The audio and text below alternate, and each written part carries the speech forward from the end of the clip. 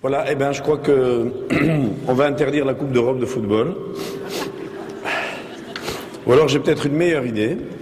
La semaine prochaine, on va annoncer qu'il y aura un écran géant ici et que le cours portera sur le football dans le judaïsme. Et comme ça, on aura tous les absents en notre compagnie. Alors, le cours de ce soir est dédié d'abord à la mémoire de Abraham Zekri et de M. Yosef Cohen et de Mme Sarah Douchan Zekri. Et on va souhaiter une très bonne santé à Ruth Bat-Galia et à Shlomo Ben Léa, Refoua Shelema Kenny Ratson.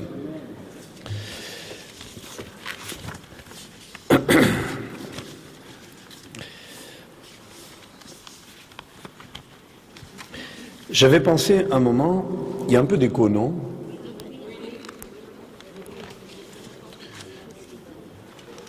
Non, je crois que c'est un problème de micro, de réglage. Non? Vous entendez bien, non? Pas terrible. Pas comme d'habitude.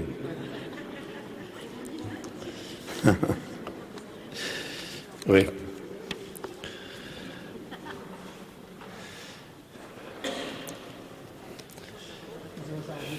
Ça va s'arranger, si Dieu veut. Donc je disais, j'avais pensé donner le cours de ce soir sur le problème à la fois philosophique et existentiel que pose la médiatisation à outrance de tout, des moyens de communication modernes, et donc une réflexion sur ce sujet. Comme je n'ai pas eu le temps de la mener comme je le souhaitais, Bezrat Hashem, on reporte ça, j'espère, à lundi prochain. Je voulais juste que vous sachiez que je maintiendrai malgré tous les cours, bien que la période qui nous sépare du Yom HaTorah nous procure un surcroît de travail considérable. Mais j'ai peine, même si parfois l'assistance est moins nombreuse qu'autrefois, à supprimer ce cours. Et je vous signale donc que nous le donnerons, nous sommes aujourd'hui le 10 juin, on le donnera à Emir Sachem le 17 et le 24. Et le 1er juillet, qui sera le lendemain de Yom HaTorah, notre cours sera, je pense, le cours de clôture, et nous le donnerons dans un style totalement différent de l'habitude, puisque nous aurons comme invité, qui sera venu à l'occasion de Yom HaTorah, le grand rabbin de Moscou, et qui nous parlera justement des problèmes du judaïsme russe aujourd'hui. Et nous ferons une soirée en son honneur, et pour venir en aide à nos frères donc de Moscou. On vous expliquera à ce moment-là dans quelles conditions. Et cette soirée sera également agrémentée d'un buffet, d'une petite animation, orchestre, match de football, enfin absolument tout, pour que on puisse tous nous retrouver. Et à l'issue du cours, il y aura un match dans la cour entre les rabbins et les autres. Et je serai donc seul d'un côté pour essayer de contrer l'adversaire. Alors ce soir, le thème est plus sérieux, puisque à partir d'un texte biblique, je voudrais essayer avec vous de réfléchir quelques instants sur le thème du sens de la vie et de ce que le roi Salomon a appelé la vanité de la vie. Et ce texte biblique, c'est bien évidemment Kohélet, l'Ecclésiaste, qui est d'un des livres de la Bible, qui a été attribué au roi Salomon, dont on dit donc que le roi Salomon a rédigé 3 livres bibliques, le Shir HaShirim, le Cantique des Cantiques, Mishlé, le livre des Proverbes, Kohélet, le livre de la sagesse.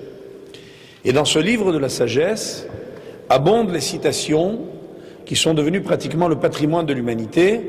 Il y a énormément de gens qui citent des phrases très connues, comme « tout est vanité », sans savoir peut-être qu'il s'agit du texte de l'Ecclésiaste.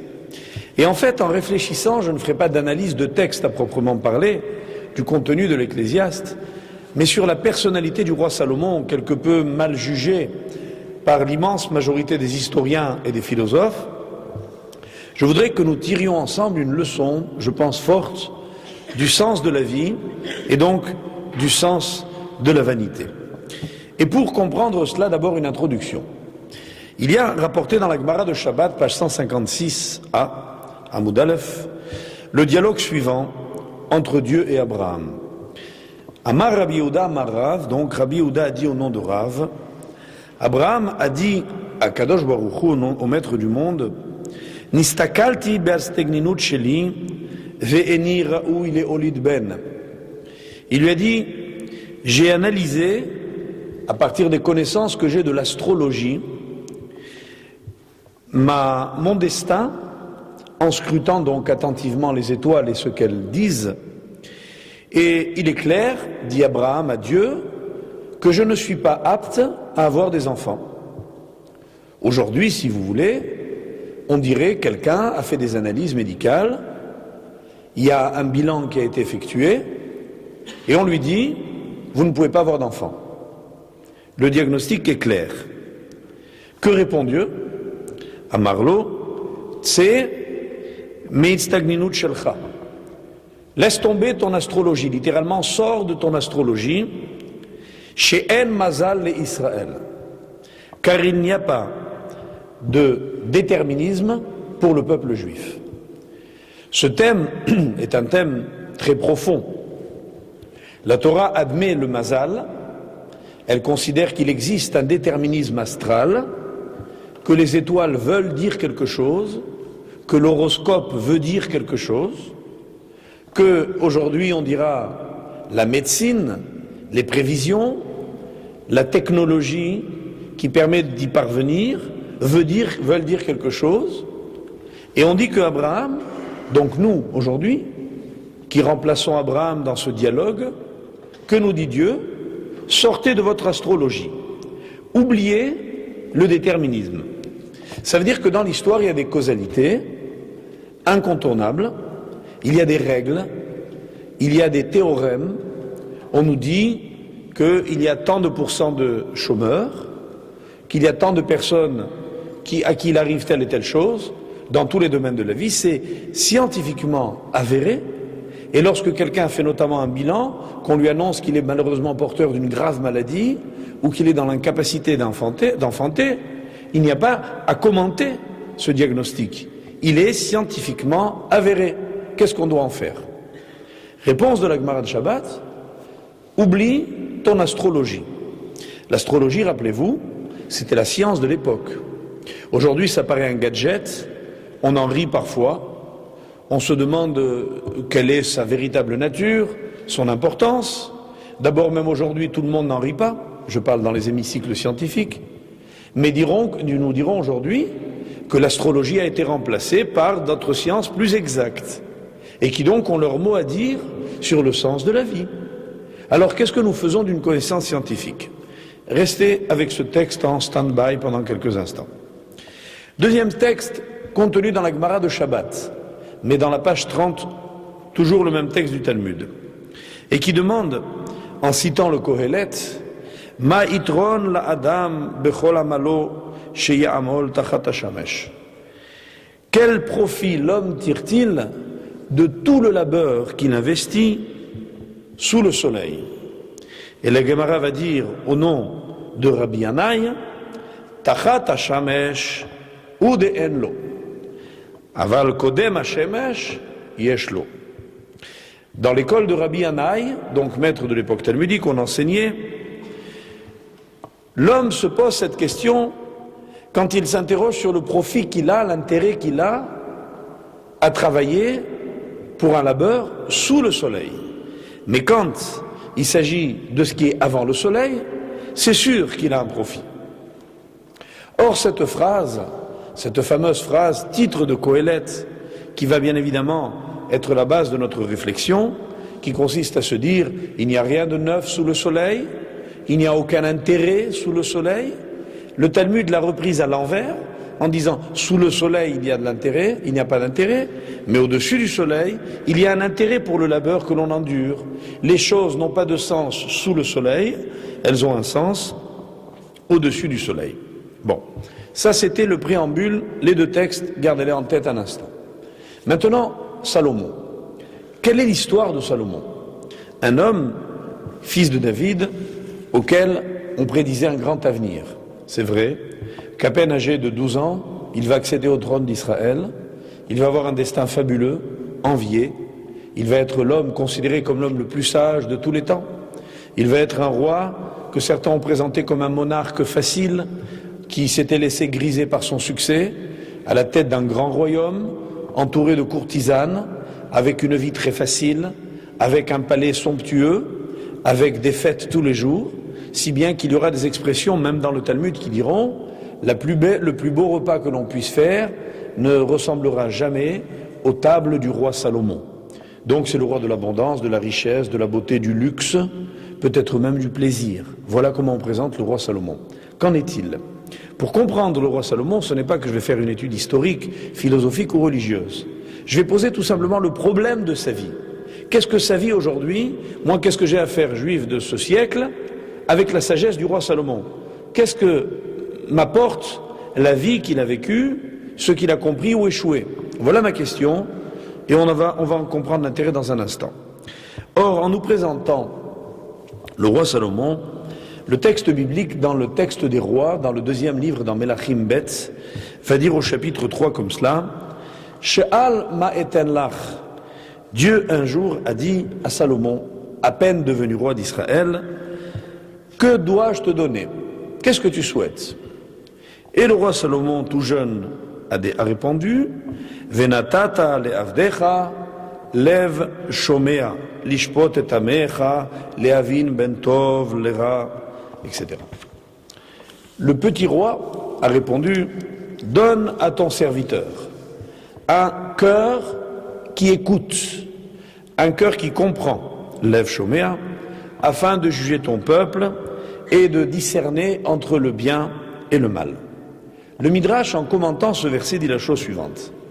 La requête de Salomon ressemble à l'image suivante, celle d'un conseiller d'un roi qui est venu un jour devant son souverain, lequel lui a dit « Je veux te récompenser de ta fidélité, choisis la récompense que tu souhaites. » Alors le Midrash toujours continue et dit, le conseiller s'est dit, si je me demande de l'or ou de l'argent, le roi me les donnera.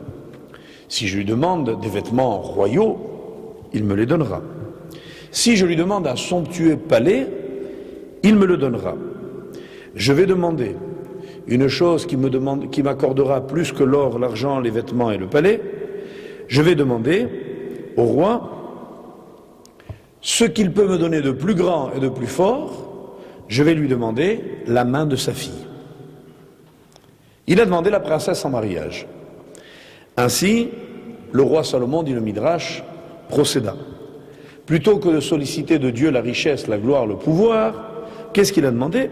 Il a demandé la sagesse, qui est appelée la fille de Dieu, qui est appelée sa princesse à lui, car, conclut le Midrash, celui qui possède la sagesse possède tout. Alors ici, il ne faut surtout pas se contenter d'une lecture superficielle de ce Midrash. La lecture superficielle, c'est de se dire, finalement, Salomon, il est très malin. Qu'est-ce qu'il voulait? Il voulait être riche, bien habillé, avoir un beau palais, mais au lieu de tout demander, il a dit, je vais être le gendre du roi, et puis en tant que gendre du roi, j'aurai tous les honneurs, j'aurai tous les pouvoirs, j'aurai toutes les richesses. Donc, c'était un calcul savant. Voilà quelle serait la lecture superficielle et fausse de ce Midrash. Il ne s'agissait pas pour lui, simplement, de solliciter des avantages avec une méthode un peu différente. Non. Ce n'était pas un diplomate qu'a demandé Shlomo Amelech. Il a déjà compris que quand on est en dialogue avec Dieu, il y a quelque chose de fondamental à comprendre.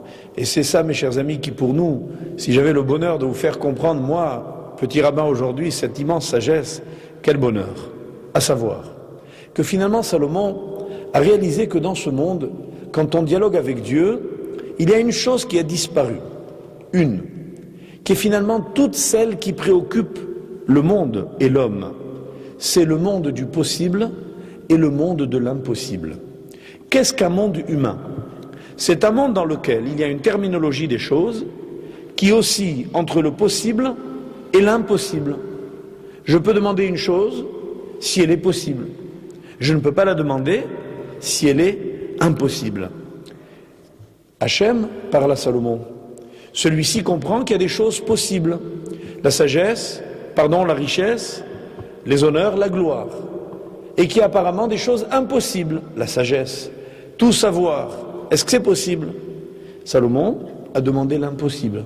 Pourquoi? Parce qu'il a compris qu'aux yeux de Dieu, il n'y avait aucune différence entre le possible et l'impossible. Vous croyez, vous, comme moi, qu'on ne peut pas sauver un malade qui est agonisant?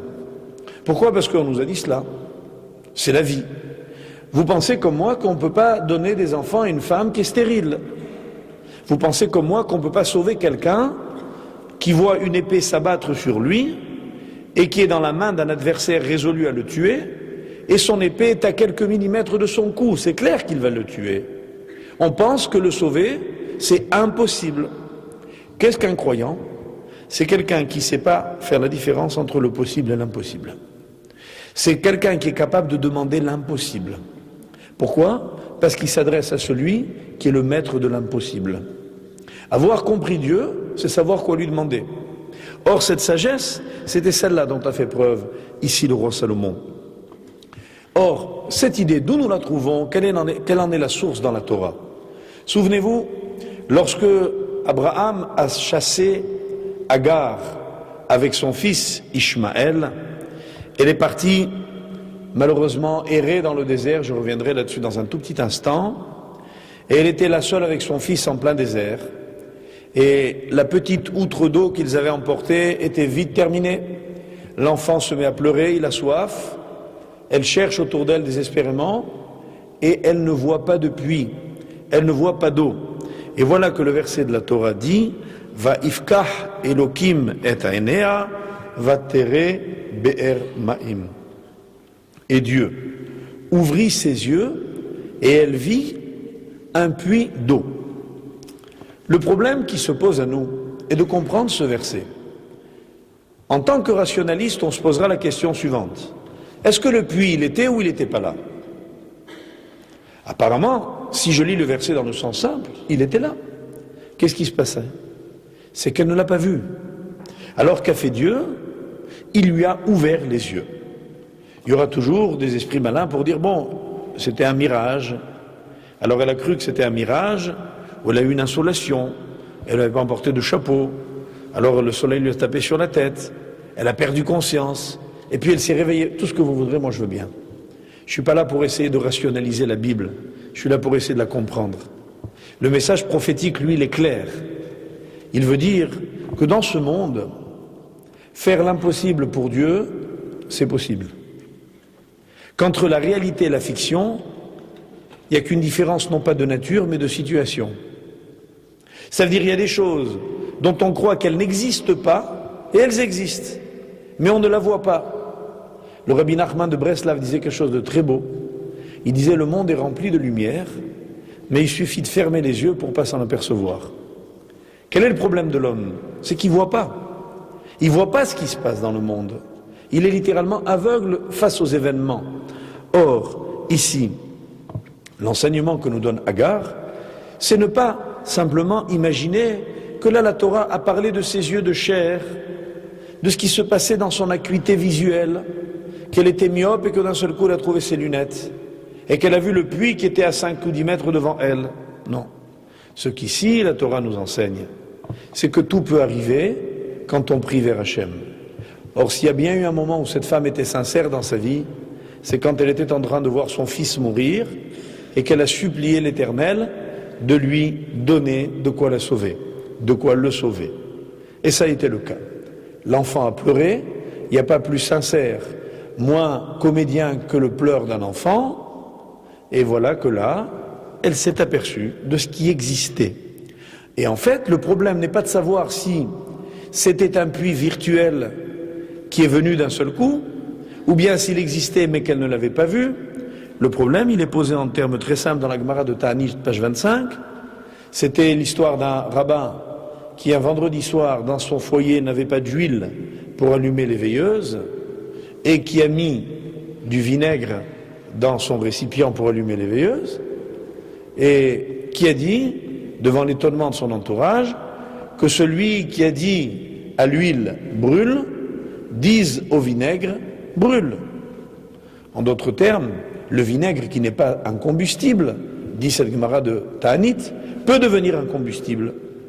Le problème, c'est que nous avons une appréciation qui est une appréciation rationnelle des faits, parce que nous connaissons des règles qui sont des théorèmes, qui sont des principes généraux, que nous enseigne la Torah, et nous enseigne que les principes généraux ne sont pas une loi inéluctable. Et il y a une expression en hébreu qui est très forte pour désigner la loi de la nature, écoutez-la bien, et elle dit comme ça en hébreu, à Olam, keminhago noheg. Le monde suit son habitude. Je trouve cette phrase absolument géniale. Elle correspond aux règles les plus modernes de la physique nucléaire contemporaine. Aujourd'hui, en termes de physique nucléaire, on parle de loi de probabilité. Ça veut dire que quand il y a un bombardement d'électrons, on tire la règle générale de la constatation de ce que, vraisemblablement, s'il n'y a pas d'anomalie, tel électron va arriver à tel endroit. Il se peut qu'une fois sur 1 milliard, il y ait un déplacement d'une fraction de micron. C'est-à-dire on est dans l'infiniment petit. Cette différence-là, pour les savants, elle est surprenante. Elle constitue quoi? Le domaine du possible. Entre la théorie du possible et la théorie du réel, aujourd'hui les scientifiques s'interrogent. Et ils disent, est-ce que le réel correspond au possible, ou bien est-ce que le réel c'est une loi intangible?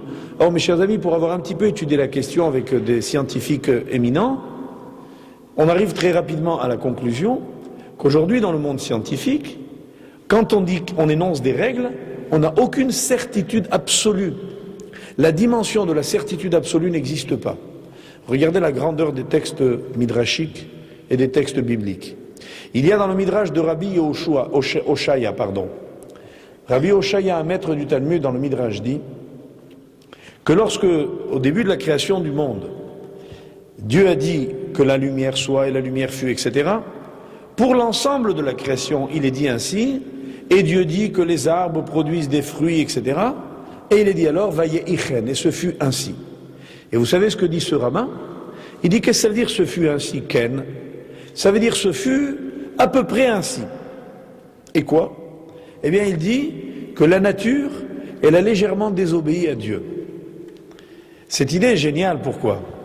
Parce que ça signifie que les rabbins du Talmud avaient déjà supposé qu'il y avait une liberté dans la matière, qu'il y avait ce que l'on appelle aujourd'hui une plasticité de la matière, une souplesse dans l'application des lois.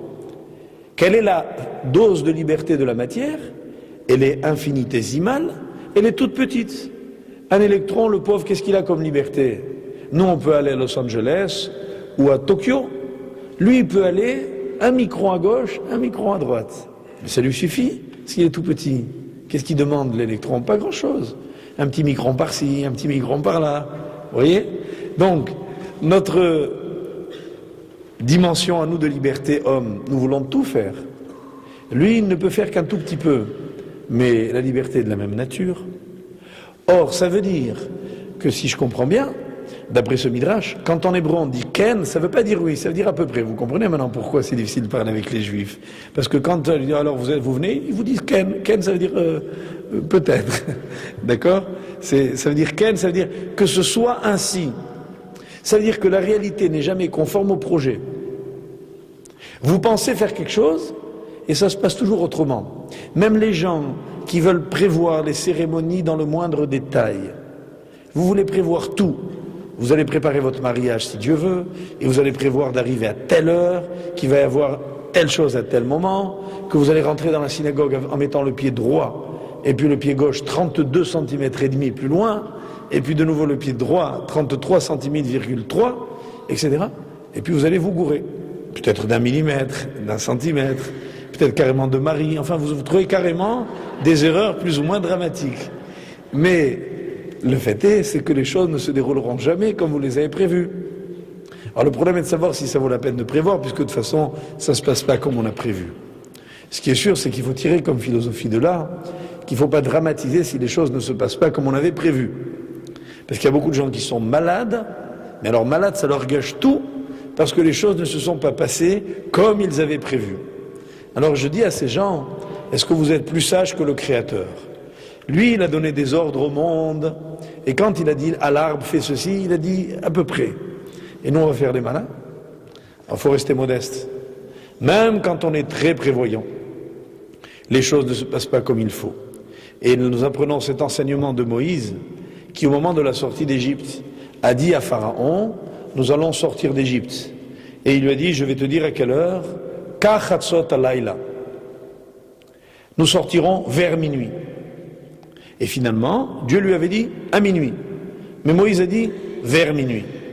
Pourquoi? Est-ce qu'il pensait qu'Akadosh Baruch Hu serait en retard? Il a dit non. Il pensait que peut-être les hommes se tromperaient.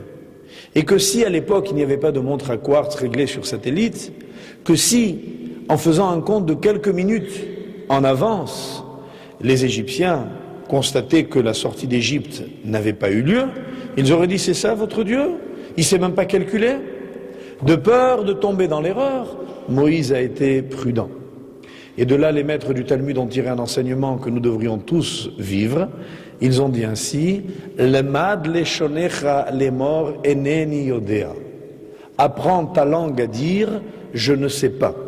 Shema tidbade vete achez. La Gemara dit, de peur que tu sois pris en défaut.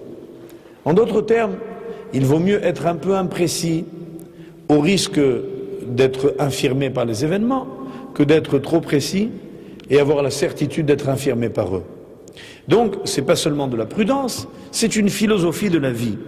Et voilà pourquoi on va comprendre ici ce qui s'est passé avec ce conseiller. Ce conseiller n'était pas si stupide. Pourquoi? Parce qu'il savait bien qu'en demandant la fille du roi, le roi à l'époque avait droit de vie ou de mort. Et si la demande lui paraissait inconvenante, il aurait immédiatement dit à ses bourreaux d'exécuter cet homme. Mais pour qui tu te prends? Tu demandes ma fille? Tout de suite, à l'échafaud. Or, s'il a pris ce risque, ce n'est pas parce qu'il voulait de l'or et de l'argent. Si vraiment il était tellement malin, il l'aurait demandé.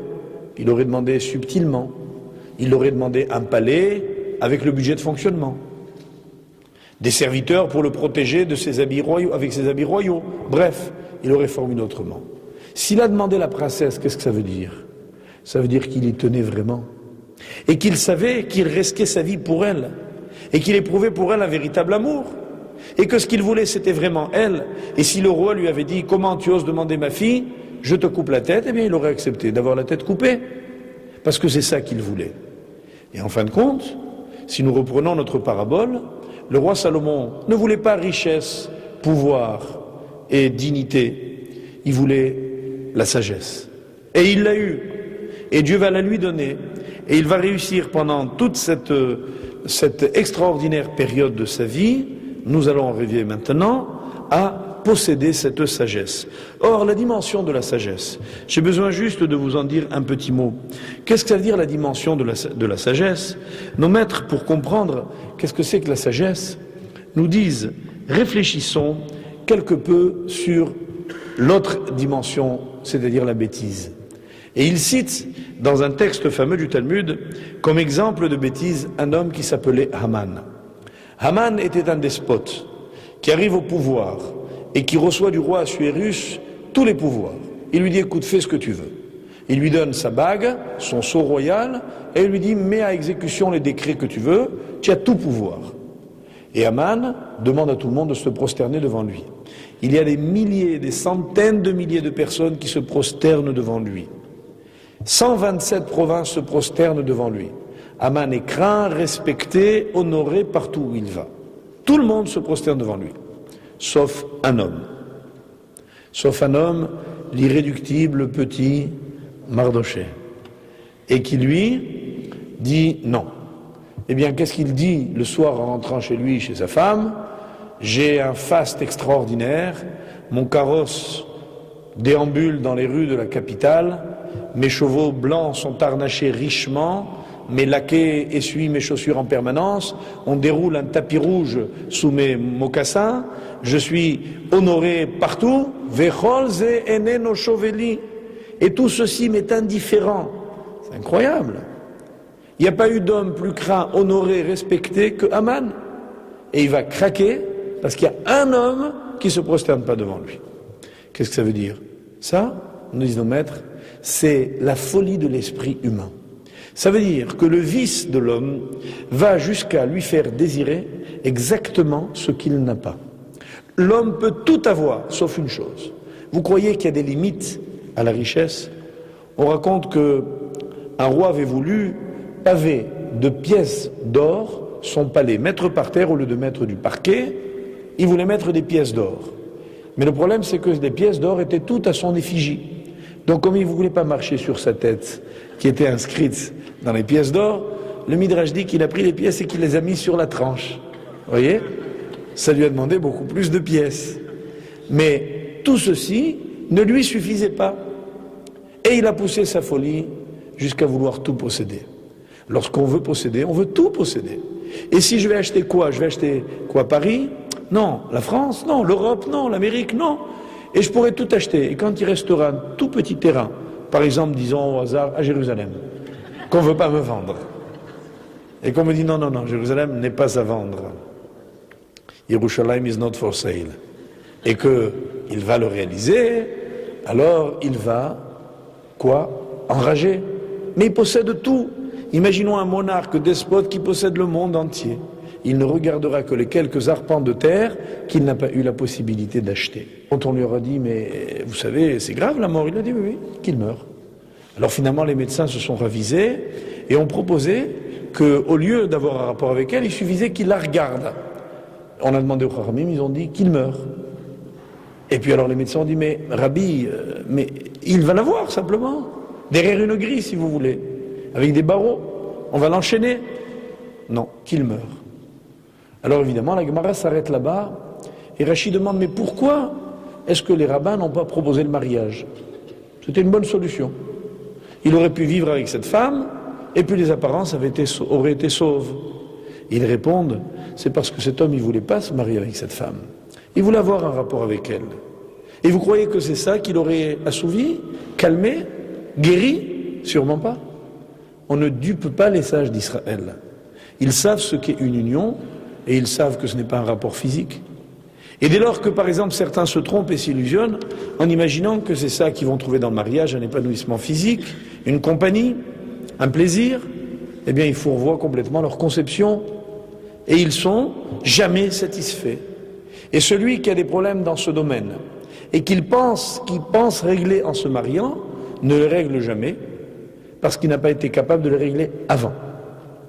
Et cette dimension-là mérite aujourd'hui qu'on y réfléchisse beaucoup, parce qu'il y a une sorte d'ambiguïté du sens des choses qui font que finalement, on n'est pas capable nous-mêmes de se poser les vrais problèmes. Et voilà pourquoi ici, en parlant de Chokhmah, nos maîtres ont dit que le roi Salomon, ce qu'il a finalement demandé à Dieu, c'est de lui donner la chose la plus belle, la plus grande, la plus inaccessible du monde. Celle dont Job, prenons l'exemple de Job. Il a souffert, vous savez que Job avait tout, il était riche, il était considéré, il était heureux, il était en bonne santé, il était père de famille, il avait tout. Et voilà que malheur s'abatte sur lui après malheur, et qu'on lui reprend tout du ciel. Il n'a plus rien. Il est malade, il est veuf, il n'a plus d'enfants, il n'a plus de fortune, il n'a plus de santé, il n'a plus de dignité, il n'a plus rien. Et il est nu comme un ver sur une botte de foin, et il est là sur la paille, ça devient l'expression derrière sur la paille, ça vient de Job, et effectivement, qu'est-ce qu'il fait à ce moment-là? Il fait une prière. Regardez cette prière, elle est remarquée dans le chapitre 29, il dit de Job, il dit ainsi, Mi iteneni keyarche kedem kime eloka ishmereni. Ah, si je pouvais revenir aux mois, les mois, hierach, les mois d'antan, lorsque Dieu me gardait. Et la Gemara dans Choulin, dans Nida, page 30, dit que ceci désigne en fait l'époque fétale, quand il était un fœtus dans le ventre de sa mère. Ça veut dire que l'aspiration ultime de Job, qui aurait pu, lorsque il exprimait une prière sincère, quand on souffre, quand on est malade, qu'est-ce qu'on demande à Dieu? D'être en bonne santé. Quand on est pauvre, qu'est-ce qu'on demande? D'être riche. Quand on n'a pas d'enfant, qu'est-ce qu'on demande? En avoir. Il n'a pas demandé tout cela. Il n'a pas dit à Dieu, donne-moi une femme, des enfants, de la richesse, de la santé, de la dignité, des honneurs, des vêtements. Il n'a rien demandé de tout ça. Il a dit, si je pouvais revenir dans le ventre de ma mère. En fait, vous voyez à partir d'ici d'abord que Freud ne nous a rien appris. Nous savons que l'état embryonnaire, c'est effectivement l'état auquel aspire l'individu. Et c'est dommage qu'on n'ait pas connu Freud. Enfin, moi, s'il habitait Paris, je serais allé le voir, parce que vraiment, écrire tout ce qu'il a écrit sans savoir ce que la Torah le disait, c'est khram, c'est dommage. Vraiment, parce qu'il y a des tas de choses dont il se serait passé, et vous savez bien qu'il l'a confié à un de ses élèves, que je connais, qui est toujours vivant, qui est le grand Abbin Safran, dont j'ai parlé une fois, qui a 93 ans, je crois, aujourd'hui, et qu'il a connu en tant qu'élève à Vienne. Et quand il lui a dit tout ce que contenait le Talmud sur Moïse, il a dit, si j'avais su tout cela, j'aurais pas écrit ce que j'ai écrit sur Moïse. Je ferme la parenthèse. Donc on voit que si il y a une aspiration profonde de l'homme, de Job, qui incarne ici la sagesse éternelle de l'être humain, c'est l'aspiration au ventre de la mer. Et ça veut dire quoi? Pour le Talmud là-bas, l'aspiration au retour au ventre de la mer. C'est pas seulement le confort, l'air conditionné, la nourriture abondante, variée, quotidienne, l'absence de soucis, aucune décision à prendre, l'univers protégé, tout ça, c'est des thèmes connus? Non, c'est plus que ça. Le Talmud dit que quand on est dans le ventre de sa mère, on a une lumière allumée au-dessus de sa tête, comme le flash qui est au-dessus de la mienne et qui est en train de me faire transpirer par cette chaleur considérable, et qui nous permet d'éclairer d'un bout à l'autre de l'humanité. C'est-à-dire qu'on voit le monde tout entier grâce à la lumière que Dieu nous place sur notre visage. Et cette dimension-là, c'est celle à laquelle l'homme aspire.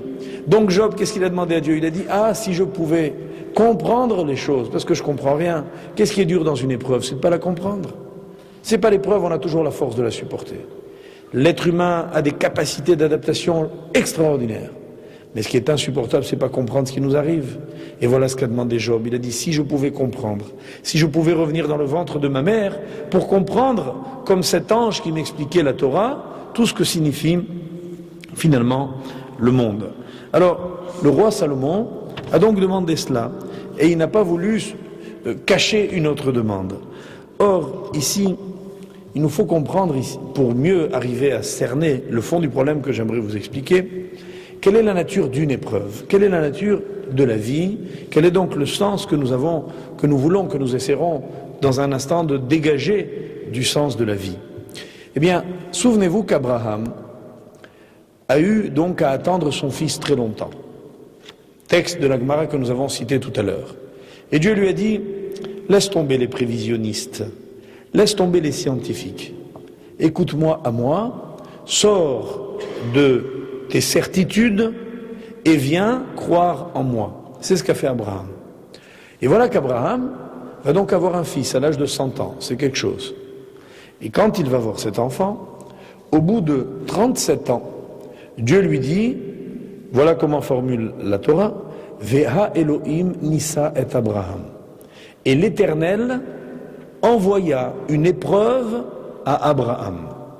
L'épreuve, vous la connaissez tous, c'était prends ton fils et conduis-le sur la montagne, ligote-le et sacrifie-le.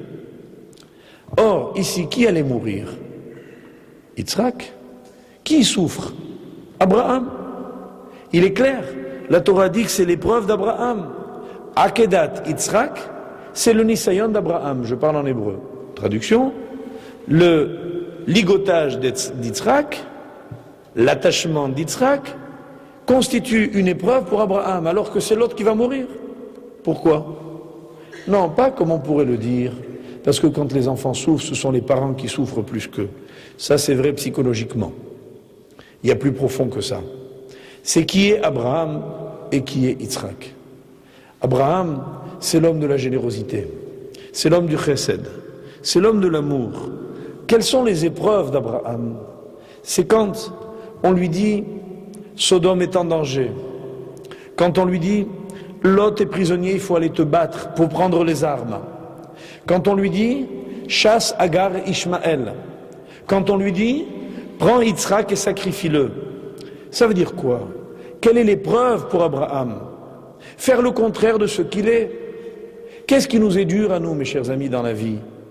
Ce qui nous est pas facile, définition. c'est pas simplement une lapalissade. Ça veut dire que les épreuves de l'existence, qui nous constituent vraiment, et qui sont pour nous le cœur de l'enseignement de la vie, c'est lorsque nous savons ce que nous souffrons. Il y a des gens qui pensent que la souffrance c'est ça. Pourquoi? Parce que c'est leur souffrance. Or, il y a quelque chose de très fort qui est exprimé dans la Torah. C'est que la souffrance isole. Chaque être humain qui souffre est un être seul. Voilà pourquoi il y a une tellement grande mitzvah à rendre visite à un malade qui souffre dans un hôpital. Parce qu'il se sent seul, abandonné, et il se dit « personne ne me comprend ». Et même quand on va le voir, il a l'impression qu'on fait partie d'un autre monde, qu'on crée des distances entre lui et nous. C'est un art d'aller visiter les malades.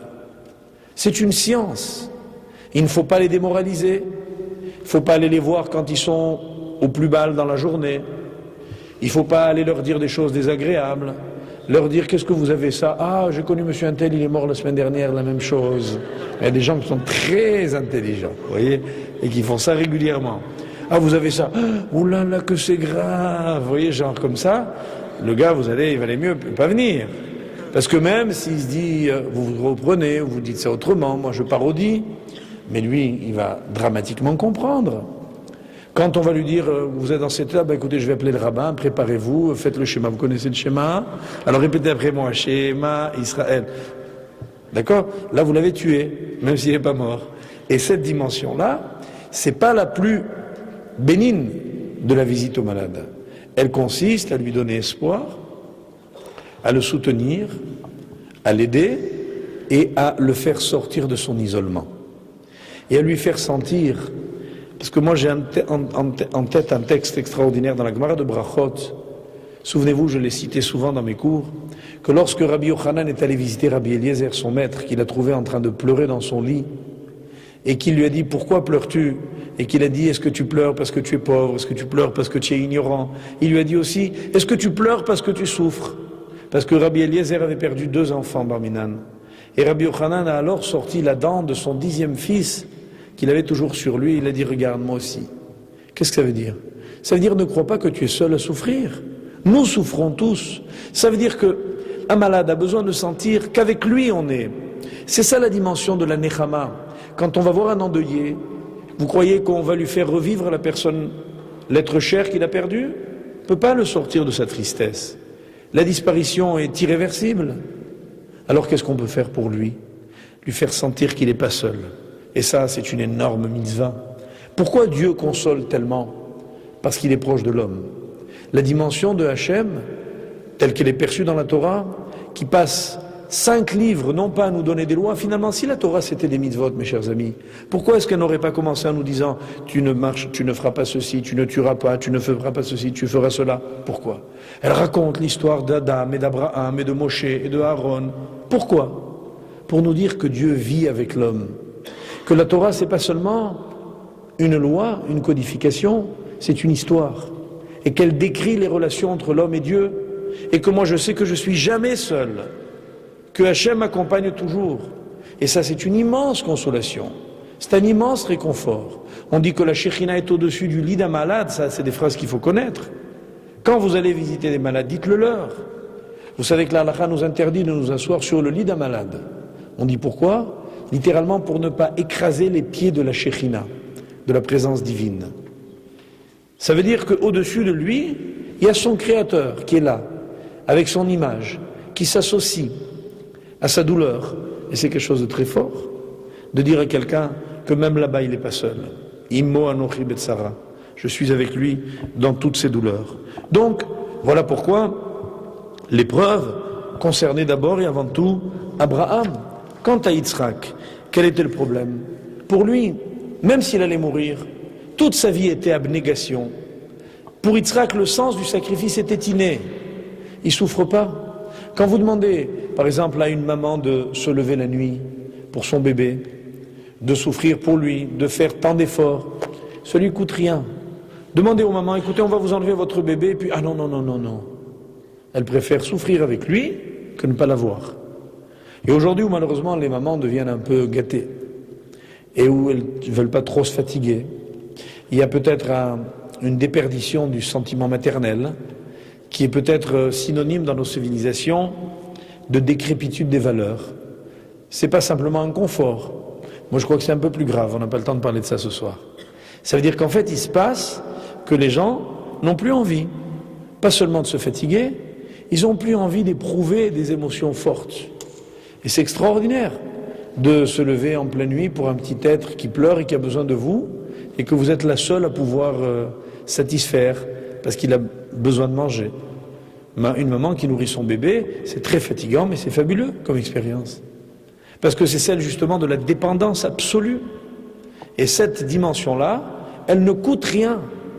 Elle ne coûte rien, parce qu'on sait pourquoi on souffre, pourquoi on endure, pourquoi on se lève. Et on est peut-être fatigué, mais toujours heureuse. Et je pense que ça, c'est la même chose pour l'amour. Ne parlons pas des enfants. Dans un couple qui s'aime vraiment, si vraiment l'un demande de l'autre des efforts, de la fatigue, des voyages, des difficultés de toutes sortes, des sacrifices de toutes sortes, l'un ou l'autre le consentira aisément s'il aime. Dès que les choses commencent à nous peser, c'est clair que les sentiments sont en train de s'émousser. Ça rime, vous voyez, en plus. D'accord ? D'accord ? Et c'est cette dimension-là qu'il faut observer comme un témoin, un fusible. Dès qu'on sent que les choses nous coûtent, c'est dangereux dans un couple. Ça veut dire que, eh bien, on n'éprouve plus peut-être les mêmes sentiments. Alors vous allez me dire, ben alors s'il n'y en a plus de sentiments, on se quitte, pas du tout. Les sentiments, ça redémarre. Il faut savoir faire. De ça, je parlerai une autre fois. Je consacrerai d'ailleurs un de mes cours prochains à la paix dans les foyers. Parce que je pense qu'il y a une dimension qui manque beaucoup et il faut y revenir régulièrement. Alors, ici, prenez la comparaison à laquelle je voulais arriver. David et Salomon, comme Abraham et Yitzhak. Deux êtres très très très différents. David, c'est un homme qui s'est donné entièrement.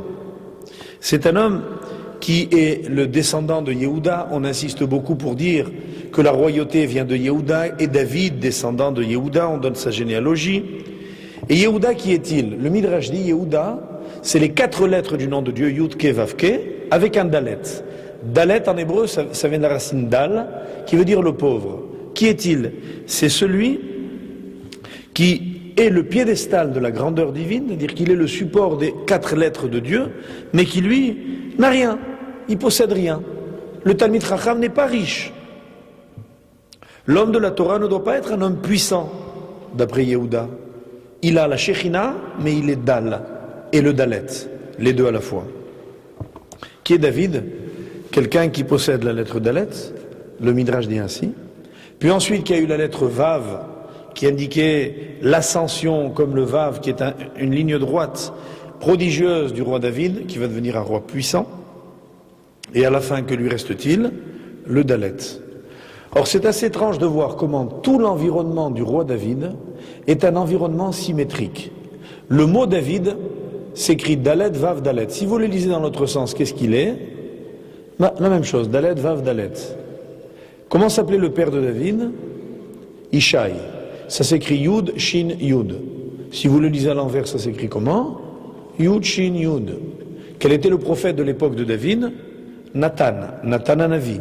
Ça s'écrit Nun, Tav, Nun. Si vous le lisez à l'envers, ça s'écrit Nun, Tav, Nun. La loi de la réciprocité absolue. Ça veut dire quoi? Tous ces hommes étaient quoi? Des bergers. À la fin de sa vie, que restait-il à David? Rien. Un roi qui était comme un lion mort, dira le texte biblique. C'est pas un jugement dur, c'est un constat. David n'a rien emporté avec lui. David, pendant toute sa vie, n'a rien pris pour lui. David Améler, il aimait Dieu, et s'il a commis des fautes, des erreurs dont il s'est repenti, s'il a fait des guerres qu'il n'a pas voulu, s'il a eu des épreuves qu'il a assumées, en fin de compte, il n'a jamais rien pris pour lui. Et c'est cette dimension qui a fait de David un grand roi. Ça veut dire qu'au lieu de posséder des choses, David Améler disait « Maître du monde, jamais le soleil ne m'a réveillé, c'est moi qui réveillais le soleil. » Et au moment où les rois du monde siégeaient sur leur trône, c'est la Gemara de Brachot qui dit ça très joliment, et qu'avec leurs habits royaux, ils se lèvent au son de la musique et se délectent de petits déjeuners qui n'en finissent plus, moi je recevais les femmes d'Israël qui venaient m'apporter les enfants dont elles avaient avorté pour savoir si l'enfant avait telle et telle caractéristique qui l'obligeait à être nida ou pas. Et je trempais mes mains dans le sang de ces enfants au lieu de me restaurer de la gloire de la royauté. Voilà comment disait David Ameler. David, pour nous, il est le roi humble.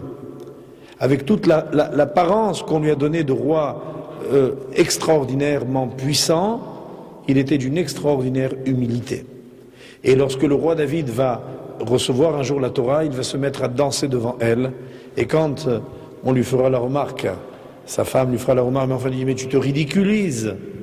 David Ameler dira, je préfère être considéré comme un fou aux yeux des hommes plutôt que pécheur aux yeux de Dieu.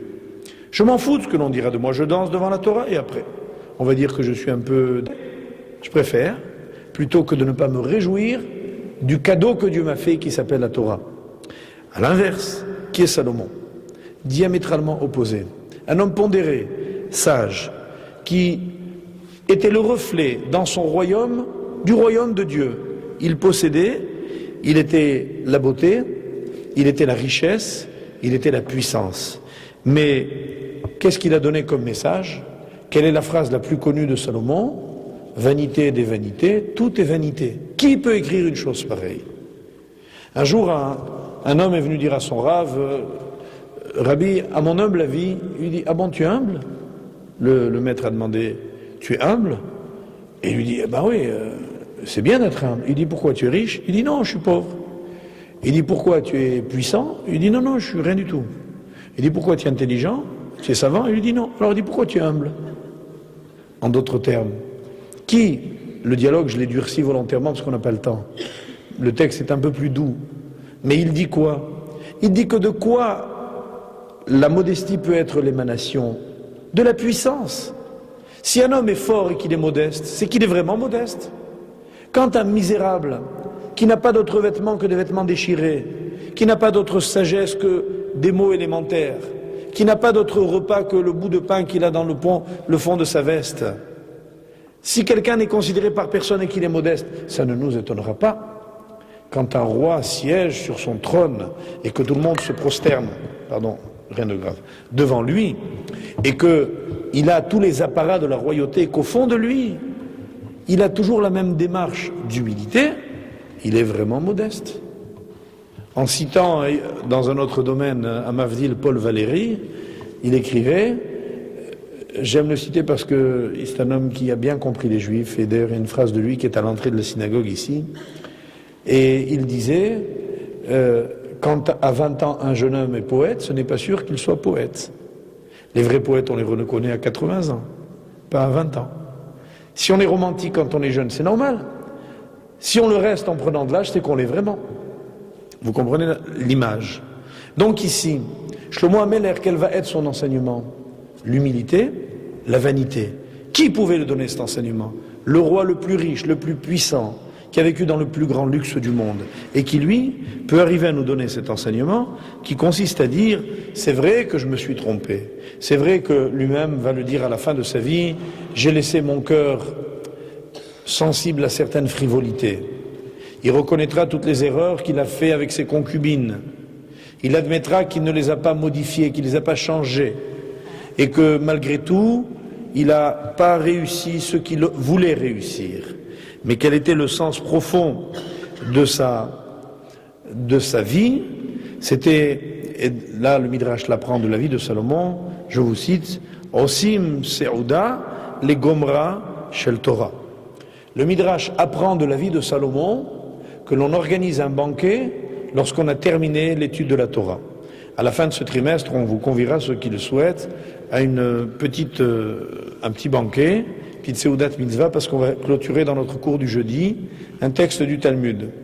Eh bien, qu'est-ce que ça veut dire? On l'apprend du roi Salomon. Le roi Salomon, il a totalisé la Torah. Il a étudié toute la Torah. Il a compris la Torah. Alors il a fait une Seuda. Ça veut dire qu'un homme qui a bâti les valeurs morales à l'intérieur de lui, et qui ensuite est capable de les traduire en termes de sagesse, sa sagesse est pertinente. Lorsque quelqu'un avait l'occasion d'être autre chose que ce qu'il est, et qu'il est resté quand même fidèle à lui-même, alors il est vraiment grand. Sa grandeur lui vient de ce qu'il a eu la capacité de côtoyer tous les grands de ce monde. Lorsque, ayant vu, la Gemara dit, lorsqu'il y a un roi, même idolâtre, qui se trouve quelque part, c'est une mitzvah d'aller le voir. Leolam yarut sadam, dit la Gemara, afilu les malche akum. Même si ces rois sont des idolâtres. Pourquoi? La Gemara dit chez imiske yafrin. Peut-être que s'il mérite l'homme, il réalisera. Quand on voit les grands de ce monde se parer de tous les honneurs et les atouts qui sont les leurs, on réalisera peut-être un jour de ce que c'est que la grandeur divine. Quand avant de dire le schéma, on récite dans nos prières quotidiennes un passage qui s'appelle le Yotzer, on dit Veha Ofanim Vechayot HaKodesh, et tous les anges qui s'appellent Ofanim et créatures saintes, toutes l'une à l'autre se disent en répondant Kadosh, Kadosh, Kadosh Hashem, l'Éternel est 3 fois saint. Qu'est-ce que ça veut dire ces textes-là? Pourquoi on les dit autour, avant et après le schéma? Pour réaliser de la grandeur divine. Si on imagine un palais avec un faste extraordinaire, des serviteurs qui nous accueillent à l'extérieur, et puis des majordomes qui nous font rentrer dans un vestibule, et puis on rentre dans une première salle, et une deuxième, une troisième, etc. Et on arrive enfin dans la salle royale, on a une autre approche que si on rentrait de but en blanc dans la maison, dans l'intimité du roi. Kaviachol, si on pouvait utiliser une image, dit le Midrash, on comprend que rentrer dans l'intimité divine, c'est toute une préparation psychologique, intellectuelle et mentale. Et que c'est ça que la prière s'efforce de nous donner. Et que, ici, quand le roi Salomon a voulu donner au peuple juif un enseignement pour l'éternité, c'est effectivement là qu'a été la leçon du roi Salomon. Or, qu'est-ce qu'il a voulu nous dire? Et je ne tirerai donc de lui qu'un seul enseignement vu le peu de temps dont nous disposons. C'est que chacun d'entre nous, malheureusement, peut passer sa vie à courir après des richesses. Richesses de toute nature. Les gens riches, c'est pas seulement ceux qui ont beaucoup d'argent, c'est ceux qui ont du pouvoir, c'est ceux qui ont de l'influence, c'est ceux qui ont de l'intelligence dont ils se servent de différentes façons. Bref, toutes les zones d'influence qui peuvent être les nôtres parce que nous possédons. Eh bien, peut-être que c'est ça qui va axer notre vie. Et la Torah nous dit, souvenez-vous, que tout a été créé pour moi l'Éternel. Toi, tu n'as pas le droit de t'approprier le monde. Akol lichvodi, tout est en mon honneur. Et le Midrash exprime cette idée ainsi, en disant pourquoi dans la création du monde, la dernière créature était l'homme, pour qu'on lui dise ainsi, si tu mérites, je rappellerai que tout ce qui a précédé n'a été créé que pour toi. On a tout préparé, la séouda, on a préparé la maison, la terre, on a préparé le repas, les animaux, les plantes, etc., etc. Et puis toi, tu arrives à la fin comme un roi.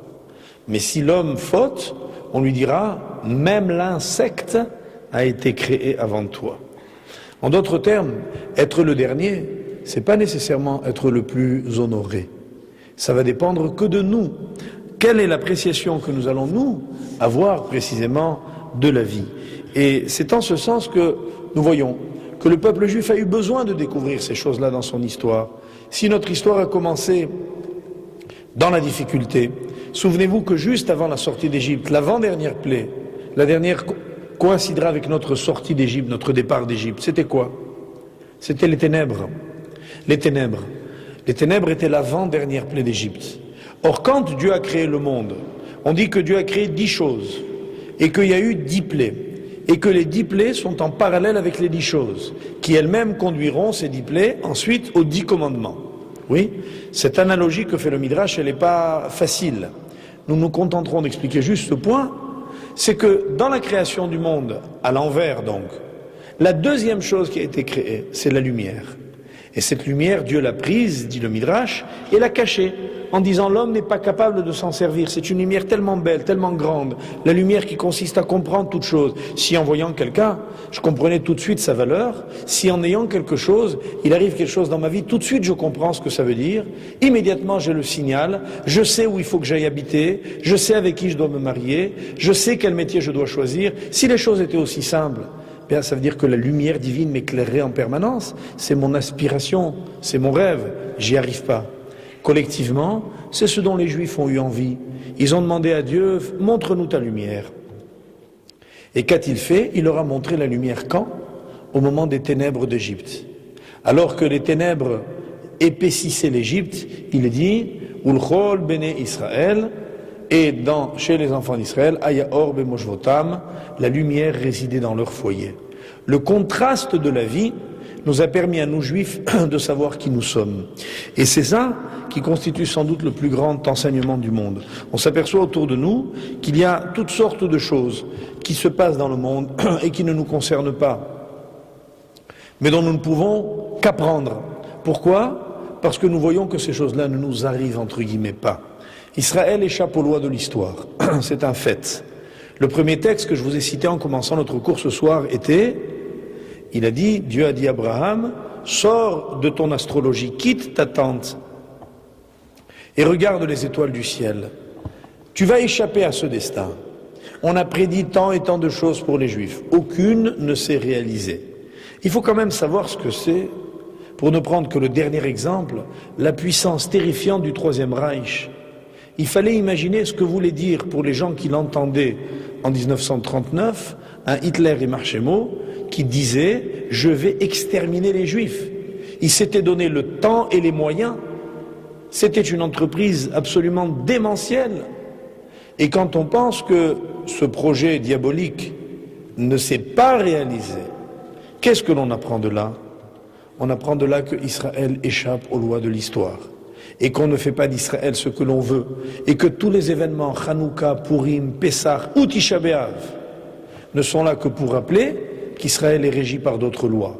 Et si on avait le bonheur d'en prendre conscience, si on pouvait à chaque instant voir cette lumière et réaliser, je m'adresse ici à des jeunes, que c'est pas parce que vous allez lire demain dans l'Express ou dans le Nouvel Obs des annonces vous disant que tel marché sont bouchés et que telle possibilité n'existe pas et que voilà ce qu'est l'avenir de demain et que vous allez réagir en fonction de tout cela et que les économistes vous conduisent dans les investissements les plus rentables et que ce n'est pas parce qu'ils ont consulté des cabinets les plus performants et qu'ils ont pris 2000 employés et que eux-mêmes ont fait preuve d'une intelligence inouïe qu'ils ont réussi ce qu'ils ont réussi. Tous. Qui ont, je répète, l'humilité de le reconnaître. Ça fait un peu honteux. On est obligé, quand on nous dit, les gens, mais monsieur, vous devez être très intelligent. C'est embêtant de dire non, non, pas du tout. Ouais, ça déçoit un peu le journaliste qui vous pose la question.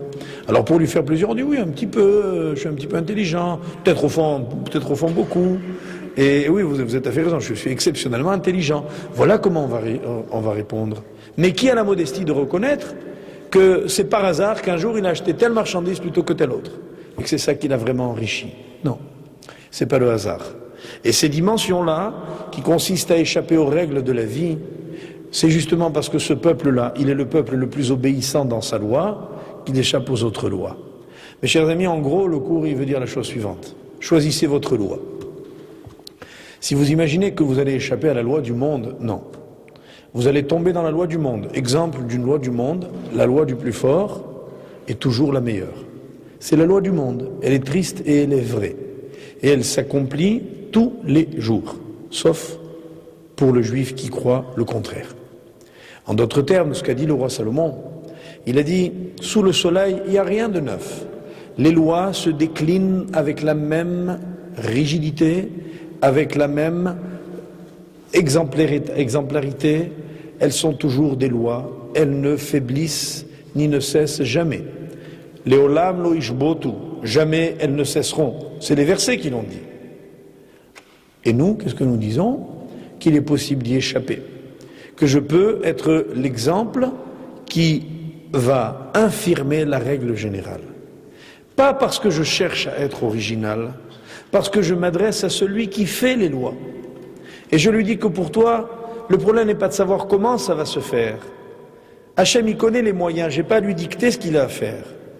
Il sait comment moi je vais m'en sortir dans la vie. Le problème, c'est de croire en lui. Et pour cela, il faut que j'arrive à me défaire de toutes les autres fausses croyances. Alors voilà pourquoi l'œuvre du roi Salomon a été une œuvre tellement monumentale qui va traverser l'histoire. Et la preuve qu'elle a traversé l'histoire, c'était donc la preuve que finalement, lui était un grand homme.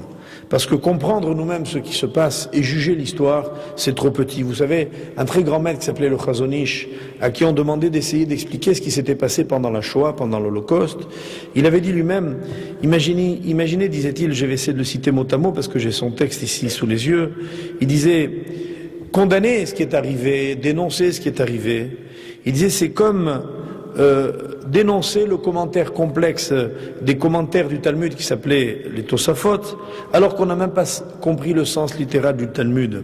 C'est seulement quand on a compris le sens de base du texte qu'on peut apprécier la valeur d'un commentaire. Il dit l'interprétation des phénomènes de l'histoire passe par le même processus. On est trop près des événements pour être capable de les comprendre. Un jour viendra où on comprendra les raisons qui ont poussé la sagesse divine à faire ce qu'elle a fait. Et alors seulement nous comprendrons. Ici, si vous voulez, on a l'idée que le prophète Zacharie a répandu tellement fort que c'est la dernière phrase de toutes les prières de toutes les communautés du monde. La dernière tefila, c'est Alenu leshabeach. Nous avons le devoir de rendre hommage à l'Éternel. Et comment se termine cette prière? Ve'aya Hashem le melech al kol haaretz, bayom hahu yeh Hashem echad u'shmo echad. Ça veut dire, et Dieu sera le roi sur la terre, et bayom hahu, et ce jour-là, eh bien Hashem sera un et son nom sera un. Prophète Zacharie, chapitre 14. Les Chachamim demandent dans le Midrash, au nom de Rav Acha bar Chanina, ils disent, et qu'est-ce que ça veut dire? Pourquoi on dit alors, Bayom Haou, ça désigne le monde futur. Et maintenant, on ne peut pas? On dit non. Maintenant, qu'est-ce qui se passe? Maintenant, quand il y a des malheurs, on dit c'est un malheur. Quand il y a des joies, on dit c'est une joie. Quand on arrivera à ce jour-là, on comprendra chez Hachem Echad ou Shmo Echad, qu'en fait, tous les événements n'étaient qu'un, qu'il n'y avait qu'un sens à l'histoire. Et qu'il n'y a pas de malheur dans le monde et qu'il n'y a pas de joie dans le monde. Que malheur et joie procèdent d'une même logique, appartiennent à un même Dieu, ils sont le même nom, Hachem Echad, c'est-à-dire le nom est un, et que ce n'est pas parce qu'il y a des manifestations différentes qu'il y a divergence dans le sens de l'événement. Et alors, on bénira, c'est la Gemara dans Psachim, page 50 qui dit cela, on bénira l'Éternel dans toutes ses dimensions, en considérant que c'est de lui que viennent tous les biens. Tout le bien ne vient que de lui, et tout est bien. Et quand les Chachamim disent ce qui arrive c'est pour le bien, c'est pas parce qu'ils sont fatalistes. C'est une prophétie. Ça veut dire nous on croit parfois que des événements que nous pensons être dramatiques le sont. Et on dit bon, qu'est-ce que vous voulez que j'y fasse? Eh ben c'est arrivé, c'est arrivé. Non, c'est pas comme ça qu'il faudrait réagir, mes chers amis. Il faudrait réagir en disant ce qui arrive est bien. Moi aujourd'hui je le perçois comme un mal évident. C'est une souffrance, c'est une douleur, c'est un drame. Non, c'est parce que je suis trop petit, parce que je n'ai pas la capacité de comprendre le sens de l'événement, que je le juge négativement. La capacité d'attribuer à l'événement sa vraie finalité, c'est ce qui nous fera dire un jour qu'il n'était que bien. Alors imaginez vraiment si nous pouvions avoir la chance, vous et moi, de vivre vraiment comme cela. Qu'est-ce qui se passerait? Eh bien, aucun événement de la vie ne nous attristerait. Aucune perspective ne nous effraierait. Nous n'aurions peur de rien ni de personne. Le roi David a dit lui-même dans un psaume très beau, « Je crois en Dieu, Maya Aseli Adam. Que voulez-vous qu'un homme me fasse?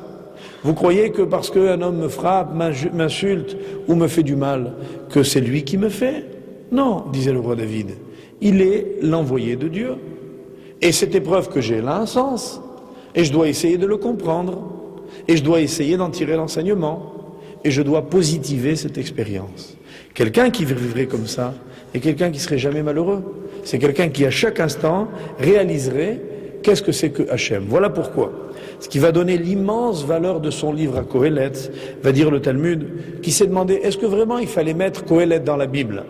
Et lorsque les sages, après avoir discuté, concluent oui, ils disent et ceci pour deux raisons. Pour la façon dont Kohelet commence et pour la façon dont Kohelet termine. Et qu'est-ce que c'est que le début et la fin? Eh bien, rappelons-nous ce qu'a dit le début de Kohelet. Ce fameux verset que je vous ai demandé de garder en stand-by pendant ce petit cours. En disant, quel est le profit que l'homme tire de son labeur sur la terre, sous le soleil? Et le Talmud a dit, oui, sous le soleil, ça ne vaut pas la peine de se poser la question. C'est tout à fait clair que l'homme ne tire aucun profit de son labeur. Or ici, il y a deux termes que l'on a comparés, que je vous demande de ne pas oublier pour un instant. Adam et Shemesh. On a comparé l'homme et on l'a comparé à quoi? Au soleil. Oui. Et puis on a dit, voilà ce qu'est l'homme, voilà ce qu'est le soleil. Si tu comprends l'un, tu comprends l'autre. Restons 2 secondes avec ce texte en tête. Par quoi termine Kohelet? Le dernier verset, à la fin du 12e chapitre, dit « Sauf davar, à kol nishma », la conclusion de toute cette étude, dira le roi Salomon dans la fin de son livre, tout étant bien considéré en bon français, « Et à Elohim yera, ve'et mitzvotav shemor, kize kol adam ». Crains Dieu, observe ses commandements, car c'est là tout l'homme, kize kol adam. Voilà la finalité de l'être humain, voilà la tâche de tout homme. Et la Gemara dans Shabbat, page 30, dira, qu'est-ce qu'a dit le roi Salomon? Il a dit, celui qui a compris que la crainte de Dieu était dans l'observance de ses commandements, la définition de l'homme, vous voyez la logique, Ira, Shmira, Avaya, ça veut dire que l'un produit l'autre qui produit le troisième, je suis un homme dès lors que je fais dès lors que je respecte. Et c'est cette dimension-là qui est mon identité profonde.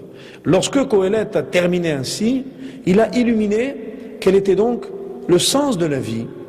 Et ce sens de la vie consiste à nous souvenir que finalement les prophètes d'Israël qui ont laissé des traces n'étaient, la Gemara les énumère dans Megillah. Au total, on nous énumère là-bas qu'il y a eu 48 prophètes hommes et 7 prophètes femmes. Ça fait en tout 55, par hasard, hein, c'est un chiffre tout à fait par hasard. Il y a 55 prophètes et prophétesses dans l'histoire juive. Or, la Gemara dit là-bas qu'il y a eu des centaines de milliers de prophètes. Et la Gemara dit 2 fois le nombre de juifs qui sont sortis d'Égypte. Ils étaient 603 550 fois 2, faites le calcul. De tous ces prophètes qu'il y a eu, on n'en a retenu que 55. Pourquoi? Et la Gemara dit, c'est parce que tout ce qui n'avait pas d'intérêt pour le futur, Anevu Asheutz le Dorot Nichteva, chez l'autre le Dorot Lo Nichteva. La Gemara dit, les prophéties dont on n'avait pas besoin pour l'histoire, c'est pas qu'elles étaient fausses. Elles n'ont pas été écrites. Elles n'ont pas été retenues. Qu'est-ce que la Bible? Le filtre de l'histoire. Ce qui est marqué dans la Bible, ce qui est marqué dans le Tanakh, ce qui est marqué dans la Torah, c'est ce qui est indispensable pour continuer à vivre. Et si je demeure aujourd'hui un étudiant de la Torah, c'est parce que c'est là-bas que se trouve la source de la compréhension de ma propre vie. Dès lors que nous avons médité ce qu'elle avait à nous dire, alors nous avons la capacité de vivre. Alors maintenant comprenons la comparaison entre l'homme et le soleil. Le soleil, dans notre système, c'est l'énergie. C'est l'énergie par définition. Sans lui, la vie s'arrêterait. Il est tout à fait clair que c'est l'image de la puissance de la nature. Et quand on a dit dans ce verset, Tachatz Hashemesh, sors, mets-toi sous le soleil, alors on a compris quelle était la question d'Abraham. Abraham avait dit, voilà, sous la nature, j'ai aucune chance. Et Dieu lui a dit, tu as raison. Je ne dis pas que les savants ont tort. Qu'est-ce que vous ont dit les médecins? Vous êtes stérile? Ils ont raison. Je ne dis pas que les médecins sont des imbéciles, que les savants sont des imbéciles. Moi je vous dis, sortez de votre déterminisme. Voilà ce qu'a dit Hachem. Voilà ce qu'il a dit à Abraham. Sortir de sa loi, c'est n'avoir confiance qu'en lui. C'est se dire, je vais agir avec une extraordinaire émouna pshuta. Et moi j'ai observé dans ma vie que les gens qui ont espéré longtemps des enfants n'en ont eu notamment que lorsqu'ils ont non seulement, d'une certaine façon, après avoir tout essayé, et je ne dis pas qu'il ne faut pas essayer, il faut d'abord essayer. Et quand on a la confirmation qu'il n'y a aucune chance, c'est là qu'on a sa chance. Laquelle? Celle de croire vraiment en Hachem. Et croire vraiment en lui, c'est pas supposer qu'il y a aussi d'autres hypothèses. C'est être convaincu que c'est la seule. Et cette dimension-là, c'est celle de la vraie émouna. Rappelez-vous cette très belle histoire que je vous avais racontée un jour d'une jeune femme qui était venue voir un médecin en le suppliant de venir vite au chevet de son père. Le médecin se fait décrire l'état du malade, c'était un médecin juif pieux, et une fois qu'il a terminé d'écouter, il dit j'arrive. Et très lentement, il met ses chaussures et il les brosse, il les lustre. Très lentement, il se lave les mains. Très lentement, il prend son chapeau, il brosse son chapeau, il met son chapeau. Très lentement, il prend son manteau, il brosse son manteau, il met son manteau. Et la jeune femme finit par craquer. Et elle dit, maître du monde, regarde, même le médecin me lâche, il ne voit pas l'urgence de mon père, il ne me reste plus que toi, dit-elle en criant. Alors le médecin enlève ses chaussures, enlève son manteau, enlève son chapeau, et dit, ma fille, va chez ton père, il est guéri. Alors elle est allée en courant, effectivement, son état s'était amélioré. Elle est revenue après lui dire, mais docteur, vous êtes un prophète, un tzaddik. Il a dit, non, je suis un homme. Quand tu m'as décrit l'état de ton père, j'ai compris clairement que moi je ne pouvais plus rien pour lui. Il était perdu. Si j'allais à son chevet, c'était pour assister à sa mort. Mais je voulais te convaincre qu'il y avait encore une chance et une seule. C'est de t'adresser au médecin du monde. Pas médecin au pluriel du monde, au singulier. Le médecin du monde. Que tu t'es adressé à lui avec toute la sincérité en disant, il n'y a plus de médecin, il n'y a plus personne qui peut me sauver, qui peut sauver mon père, alors Hachem a vraiment écouté ta prière parce que c'est ce qu'il attendait. En fin de compte, tu te disais peut-être chaque fois, moi je crois en Dieu, mais mon médecin il est excellent. Qu'est-ce qu'on fait? Partage. On partage. Et je ne dis pas qu'il ne faut pas aller voir des médecins, mes chers amis, ne comprenez pas mal, comme la vache folle, mon cours. Ici, je suis en train de dire clairement qu'il faut se battre avec les moyens de la vie. Mais il ne faut pas confondre les domaines. La réussite ne vient que de Hachem. Et il faut lui donner à lui sa chance dans l'histoire. Alors ici, qu'est-ce qui se passe? L'homme, Adam, le Maharal explique que la raison pour laquelle Kohelet a utilisé le nom de Adam pour exprimer ici ce que veut dire homme, c'est qu'il a voulu rappeler qu'il vient de la terre. Adama. L'homme, c'est la terre. Et qu'est-ce que la terre? C'est un terreau qui est peut-être fertile que lorsqu'il est cultivé. La terre a des capacités considérables, mais qu'elle peut ne pas donner. Pour qu'elle les donne, il faut qu'on la sème, qu'on la laboure, qu'on la sème, qu'on la travaille, qu'on l'arrose, et puis qu'on cueille la moisson. Il faut travailler la terre, et la terre donne ce qu'elle est. Voilà ce qu'est un être humain. Un être humain, c'est le seul être qui a été créé avec la terre comme ayant des potentialités et que des potentialités. Quand un enfant naît, quand un petit garçon grandit, quand il devient un adolescent et que tout le monde dit c'est extraordinaire, c'est un surdoué, c'est un garçon intelligent, il y a des gens merveilleux qui n'ont jamais rien fait de leurs capacités. Le problème dans la vie n'est pas d'avoir des capacités, mais de réaliser des choses. Et c'est ça le pari de l'homme. C'est ce qu'il est capable de concrétiser. Si on est capable de transformer les choses, c'est-à-dire d'arriver à mettre son potentiel créatif, naturel, au service d'une cause, alors on est véritablement soi-même. Et voilà pourquoi, lorsque l'homme a fauté dans le jardin d'Éden, Dieu a aussi puni la terre. Et il l'a dit clairement, il lui a dit « Ki ta'avod ta adama, lotosif tet kocha lach ». Il lui dit comme cela, il lui a dit « Et maintenant, soit maudite la terre qui a ouvert sa bouche pour recevoir le sang de ton frère de ta main, lorsque Caïn tue Abel. Quand tu travailleras la terre, elle ne te donnera plus tout son rendement. » C'est quoi la malédiction de la vie? C'est lorsque la terre ne peut pas donner ce qu'elle a. Or, ici, c'est exactement ce à quoi nous assistons. La réduction de la potentialité, de la rentabilité, de la capacité de la productivité de la terre, c'est une terrible malédiction. Or, on est obligé de constater au quotidien que toutes sortes d'énergies ne sont pas exploitées. Quel est le drame de la vie? C'est quoi la malédiction de la vie? Les hommes, depuis des millénaires, essayent d'utiliser le phénomène des marées. Regardez quand on a fait des usines marémotrices, l'énergie électrique qu'on a pu capter. Si on était capable de capter l'énergie qu'est le vent, l'énergie qu'est le soleil, l'énergie qu'est la mer, on aurait des des capacités de production d'énergie colossales. On n'est pas capable de les retenir. Lorsque la pluie tombe en orage comme tout à l'heure, il y a une énorme quantité d'eau qui est totalement perdue. Lorsque un homme a de la semence, il n'a pas un gamète, il en a des milliards. Il en émet des millions et il les perd tous. Quelle énergie perdue. Quand on sait qu'avec un seul d'entre eux, on peut créer une vie. Regardez le pourcentage de succès de la vie. La vie est un échec lamentable. Sur des milliards de possibilités, elle n'en exploite qu'une. Ça veut dire que le taux de rentabilité de la Terre est ridicule. Le taux de rentabilité de l'homme, il est encore infiniment plus ridicule. C'est la klala. Ça veut dire ce monde, entre guillemets, de la malédiction. Pourquoi? Parce que c'est le monde qui est sous le soleil. Alors qu'a dit Kohelet? Il a dit Maïtron la Adam. Adam, Adama, terre, homme, vous êtes semblables. Qu'est-ce que vous allez tirer comme profit de la terre? Qu'est-ce que vous avez tiré comme rentabilité sous le soleil? C'est pas possible.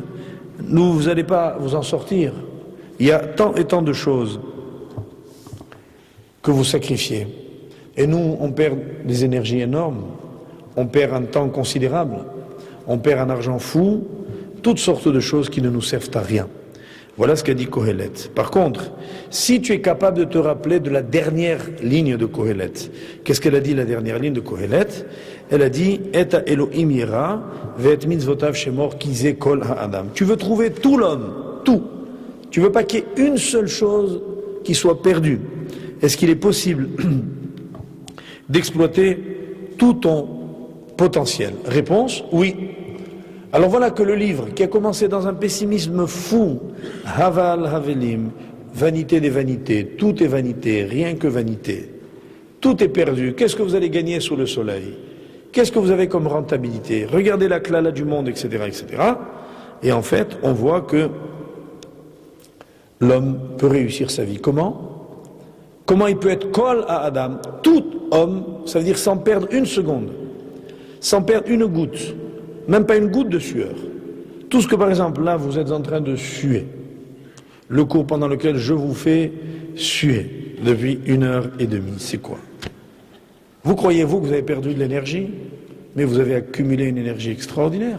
On n'a rien perdu, pas un mot, pas une seconde, pas une goutte. Tout était rentable. Pourquoi? On était dans le monde de la mitzvah. La grandeur du monde de la mitzvah est à Elohim irav et mitzvotav shemor. Quand on observe la loi de Dieu, on n'a rien perdu. Et les Chachamim nous enseignent que quelqu'un qui va à l'office, qui va à la prière, qui va au cours, lorsque vous êtes parti de chez vous, vous habitez, admettons, boulevard Sébastopol, vous êtes sorti de chez vous pour venir jusqu'ici, ça vous a pris 25 minutes. Ces 25 minutes étaient considérées comme du limoud, comme de l'étude. Vous m'avez attendu un petit moment. Ne croyez pas que c'était du temps perdu. C'était une mitzvah d'attendre aussi le cours. Vous êtes resté là pendant le cours. Vous allez partir et ça va être peut-être un peu plus long le retour. Parce qu'il y a moins de métro, il y a moins de taxis. La route risque d'être plus longue. Il n'y a aucune minute de perdu. Ça veut dire que tout le temps que l'on croit avoir perdu, voilà que là d'un seul coup il est gagné. Pourquoi? Parce que c'est un temps de bien. C'est un temps investi. Et la satisfaction qu'on a à l'issue d'une mitzvah qui fait que l'homme a un mental très puissant. Que finalement, à part que de temps en temps le corps ne répond plus parce qu'on l'a utilisé, mais qu'est-ce que ça peut faire quand la coquille est bien vide? Quand après à 120 ans on va rendre notre corps et qu'il est bien crevé, on l'a complètement essoré, esquinté, c'est extraordinaire comme satisfaction. C'est beau, je ne sais pas si vous voyez, mais quand vous avez par exemple une voiture et que vous avez bien usé les pneus, c'est un kiff de changer de pneus, vous voyez? Quand ils sont bien usés, on a bien roulé, bien roulé, bien roulé. Vous voyez? Tous les objets que l'on a eus, quand on les a bien utilisés, un bon frigo qu'on a eu de notre mère, qu'il a eu de sa grand-mère, qu'il a eu de son arrière-grand-mère, etc. On est très économe dans la famille, et que le frigo il a 50 ans, et qu'on le fermait avec un élastique, etc., et qu'il faisait un bruit tel qui réveillait les voisins du 6e alors qu'on habite au rez-de-chaussée, toutes ces choses-là, quand on les a bien utilisées, on a une profonde satisfaction. On a le sentiment d'un objet qui a servi. Imaginez que cette vie, elle puisse avoir ce sens. Alors, tout est gagné. Et je voudrais, non pas pour vous relever le moral, mais simplement pour vous encourager, vous dire que selon le Ramban et Metsudat David, commentaire célèbre du Tanakh, quand il a dit Havel Havalim, vanité des vanités, Akol Havel, ils ont dit comme cela, Akol Havel, c'est un impératif. Non pas tout est vanité, je constate. Ils ont dit, ces maîtres, ils ont dit, lis le verset comme cela, considère comme vain toutes les vanités. Pourquoi? Ils ont dit ainsi, il y a des gens qui se disent, bon d'accord, il se pourrait que moi je comprenne mes épreuves. Mais je me dis, les autres, ils ne sont pas mieux que moi, ils ne sont pas heureux. Un homme a un problème de santé. Il se dit, bon, le rabbin dit qu'il fallait que tout était bien, bon, ben, j'assume mon problème de santé. Puis je vois des gens en bonne santé. Ça me fait râler. Quelque part, je me dis, pourquoi eux et pas moi? Je me dis peut-être que le sort de l'autre est plus enviable que le bien. Bon, le rabbin dit, si on n'avait pas d'argent, mais c'est pas grave, faut faire avec. Mais moi, ça me fait râler de voir tous les jours passer mon voisin avec sa voiture de luxe et son chauffeur, et le voir partir en vacances tous les week-ends, qui commencent le jeudi soir et qui finissent le lundi soir, et de le voir partir 3 mois l'été, et puis 1 mois l'hiver, et puis 1 mois entre les deux. Et je me dis, et pourquoi pas moi?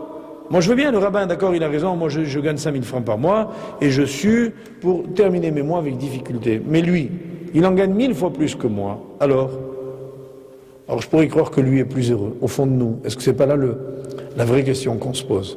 On est prêt à assumer notre vie, mais on râle de celle des autres. Alors le Magui de Duvno, il avait une parabole extraordinaire. Il dit, ça ressemble à un homme qui s'approche d'un groupe de mendiants qui étaient tous des non-voyants.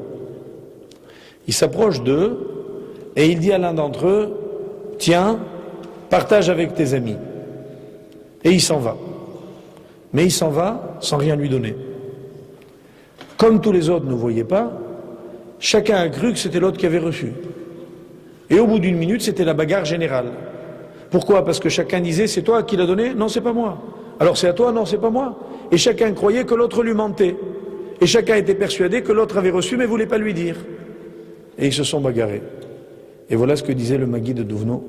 Il dit, les hommes se battent parce que chacun croit que l'autre est plus heureux que lui. Mes chers amis, c'est faux. On n'est pas plus heureux quand on est l'autre. Nous, on croit alléger nos souffrances en imaginant que celles des autres sont plus légères. On commet une erreur fatale. On ne trouvera jamais le bonheur si on considère qu'il est chez l'autre. Le bonheur, il est en nous. C'est nous qui le fabriquons.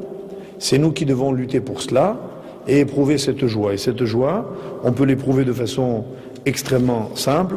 Je vous raconte une toute petite histoire authentique que j'avais une fois racontée dans un cours, mais elle est tellement vraie qu'on ne perd pas de temps à la re-raconter, en rappelant qu'un jour, c'est une histoire qui est arrivée en Allemagne, à Leipzig,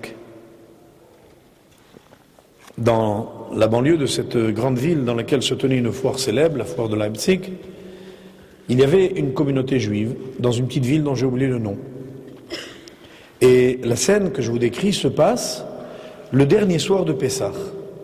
Le rabbin de la communauté est assis en train d'étudier avec ses élèves. Et puis, voilà qu'il laisse échapper une réflexion. Il disait, quand même, c'est dommage. Pessah se termine. C'était beau avant Pessah.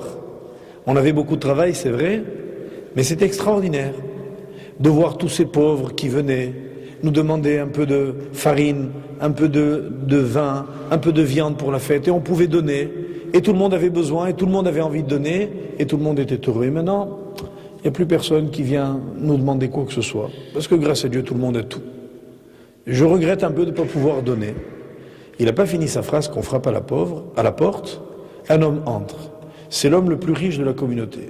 Le rabbin laisse sortir le mot, il dit, ah, Baruch haba, mais je suis déçu de te voir. Il dit, pourquoi? Il dit, parce que justement, je venais de dire à mes élèves que je cherchais quelqu'un à qui donner, et puis c'est l'homme le plus riche qui rentre.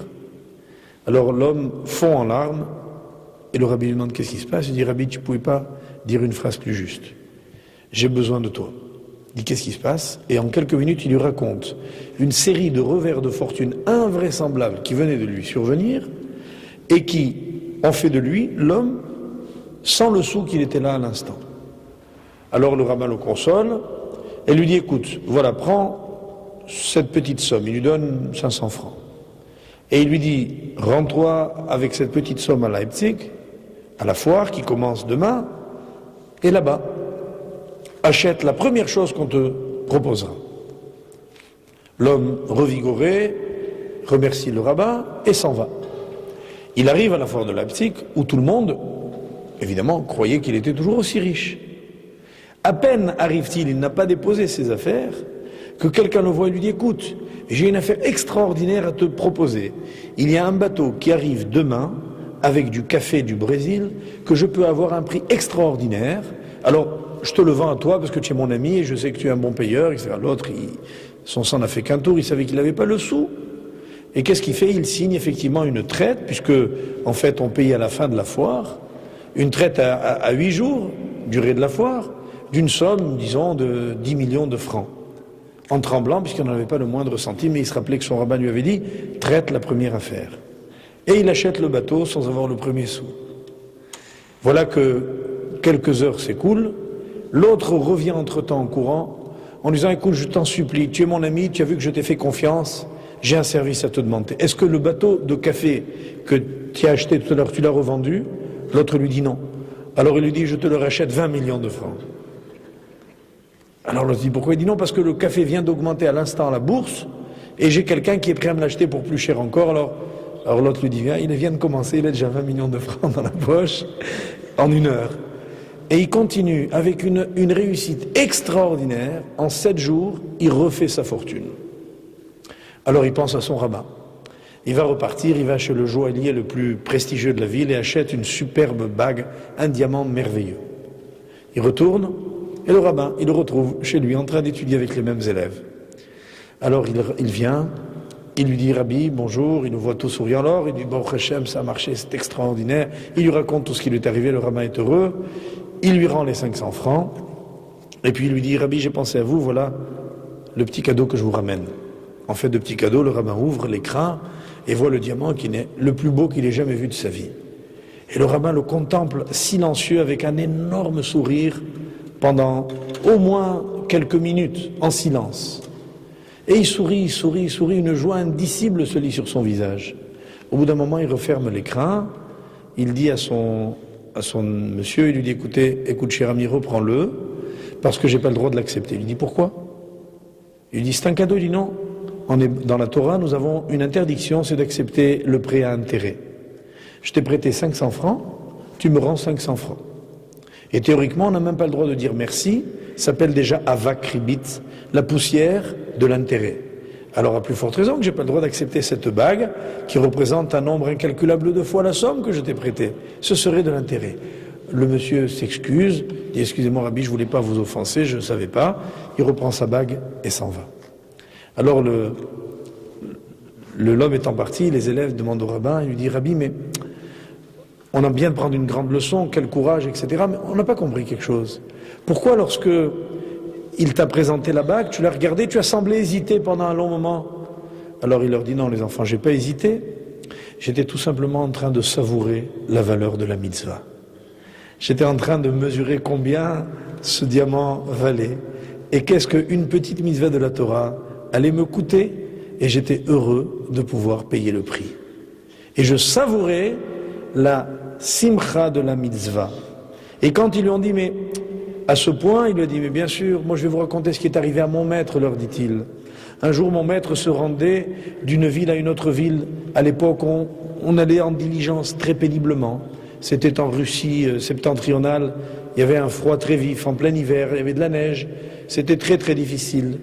Et voilà que la petite diligence dans laquelle était mon rave était donc tirée par 2 chevaux. Et puis en route, il y a un des chevaux qui se casse la patte. Et puis il s'arrête à une auberge, le cocher, pour changer de monture. On n'a pas trouvé de cheval pour remplacer celui qui avait la patte cassée. Alors on est allé chercher un bœuf pour le mettre à la place. Et l'attelage commence à démarrer. Et tout d'un coup, mon rave, avec qui j'étais, qui était un homme très âgé, très vieux, qui avait du mal à se mouvoir, je le vois d'un seul coup bondir comme s'il avait un ressort au-dessous de lui, sauter hors de la calèche, aller dans la neige en chantant et en frappant des mains, et en sautant. Je lui demande, mais qu'est-ce qui se passe, Rabbi? Il dit, je mesure la joie de la mitzvah. Dans la Torah, il est dit, tu n'as pas le droit d'avoir un attelage mixte avec un bœuf et un âne, ou un bœuf et un cheval. C'est une mitzvah, j'ai 90 ans que je n'ai jamais fait de ma vie, et tu voudrais que je la vive sans m'en réjouir. Je goûtais la saveur de la mitzvah. Mes chers amis, aujourd'hui, nous, on a la possibilité d'accomplir des mitzvot simples. Seulement, le problème, c'est qu'on s'y habitue, et qu'on ne sait plus les apprécier, et qu'on ne sait plus accorder à la vie et aux choses l'importance qu'elles ont. Le petit objet de ce cours, c'était de vous rappeler que les choses les plus simples ont un goût très puissant. Le tout, c'est de ne pas émousser le nôtre pour pouvoir les sentir. Voilà. Alors,